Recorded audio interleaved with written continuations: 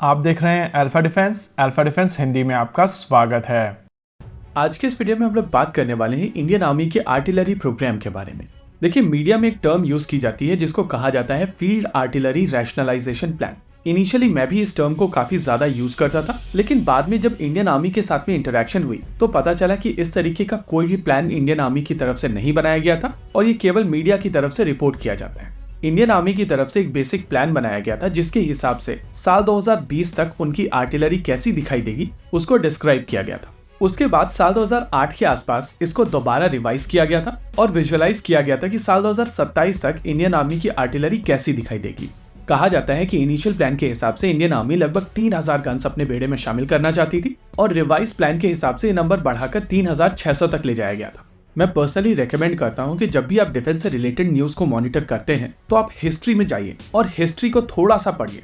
Bofors scandal के बाद में भारत में आर्टिलरी गन्स को अक्वायर करना एक बहुत बड़ा टास्क था और लगभग 2 डेकेड तक भारत किसी भी तरीके की आर्टिलरी गन्स अक्वायर नहीं कर पाया था। उसके बाद हुआ कारगिल, जिसमें भारत ने रियलाइज किया कि बोफोर्स जैसी गन कितनी ज्यादा इंपॉर्टेंट है और फिर से पुश आया कि आर्टिलरी का मॉडर्नाइजेशन जरूरी है। हालांकि वहां से 10 से 14 साल तक बहुत ज्यादा तेजी से आर्टिलरी मॉडर्नाइजेशन नहीं हुआ था। हालांकि पहले की तुलना में चीजें बेहतर हुई थी, लेकिन फिर भारत की तरफ से साउथ कोरिया से K9 वज्रा खरीदी गई जो उनके यहाँ पर K9 थंडर के नाम से जानी जाती है। अमेरिका से M777 अक्वायर की गई जो अल्ट्रालाइट हॉविट्जर्स है। उस समय की ऑर्डिनेंस फैक्ट्री बोर्ड की तरफ से धनुष बनाकर दी गई जो इंडियन आर्मी की तरफ से इंडक्ट भी की गई। DRDO ने डिजाइन किया एटैक्स को, जिसकी टेक्नोलॉजी टाटा और L&T दोनों को ट्रांसफर की गई। वहीं भारत फोर्स की तरफ से अपना खुद का एफर्ट जारी रहा। देखिए, हर बार इंडियन आर्मी की तरफ से अपना प्लान रिवाइज किया जाता है और जैसी इंडस्ट्री की कैपेसिटी बढ़ती चली जा रही है, चीजों को बेहतर अडेप्ट किया जा रहा है। पिछले कुछ सालों में 2 बड़े इवेंट्स हुए हैं जिसकी वजह से इंडियन आर्मी की तरफ से फिर से अपना प्लान रिवाइज किया गया है और ये इवेंट है गलवान और यूक्रेन।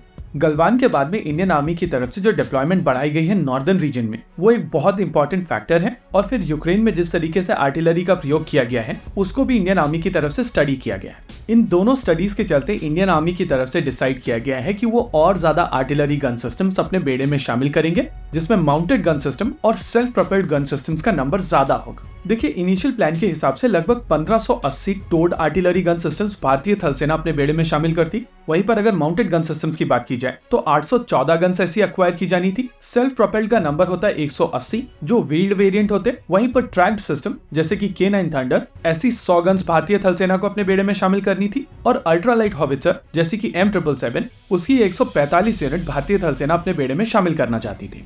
K9 वज्रा को लद्दाख में डिप्लॉय करने के बाद में रियलाइज किया गया कि व्हील्ड वेरिएंट की वहां पर बहुत ज्यादा आवश्यकता नहीं होगी और ये tracked self propelled howitzer wheeled self propelled howitzer का काम कर सकेगी। यही कारण था कि कुछ समय पहले एक रिपोर्ट निकल कर आई थी जहां पर कहा गया था कि और K9 वज्रा भारतीय थल सेना अक्वायर कर सकती है। और उस हिसाब से अगर आप पूरी आर्टिलरी को पर्सपेक्टिव में डालें तो टोड गन सेगमेंट में इस समय 3 अलग अलग तरीके की गन्स अक्वायर की जा रही हैं। पहली गन है एटैक्स और इसकी 307 यूनिट का ऑर्डर ऑलमोस्ट कंफर्म है। ये नंबर आगे चलकर बढ़ेगा भी। वहीं अगर दूसरी गन की बात की जाए तो ये गन है धनुष और इसकी 114 यूनिट का ऑर्डर दिया जा चुका है। इसका नंबर भी आगे चलकर बढ़ सकता है।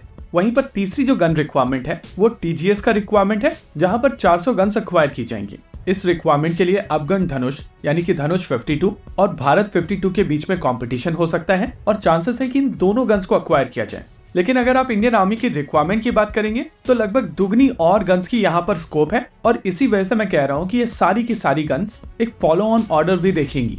माउंटेड गन सिस्टम कैटेगरी में जो 814 गन का रिक्वायरमेंट है उसके लिए माउंटेड एटैक्स और माउंटेड धनुष 2 कॉम्पिटिटर्स होंगे और चांसेस है कि फाइनल ऑर्डर इन दोनों के बीच में स्प्लिट किया जाए, मे बी 60-40। वहीं अगर सेल्फ प्रोपेल्ड हॉविट्जर की बात की जाए तो यहाँ पर गन K9 वज्रा ही रहने वाली है और इसका नंबर 300 तक जा सकता है। अब इन सब चीजों के ऊपर एडिशनल गरुड़ा V2 भी अक्वायर की जाएंगी और ये जो एडिशनल माउंटेड गन सिस्टम की बात की जा रही है मोस्ट लाइकली इन्हीं गन्स को लेकर है।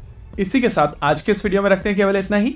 वीडियो को अंत तक देखने के लिए धन्यवाद। देखते रहिए अल्फा डिफेंस। जय हिंद।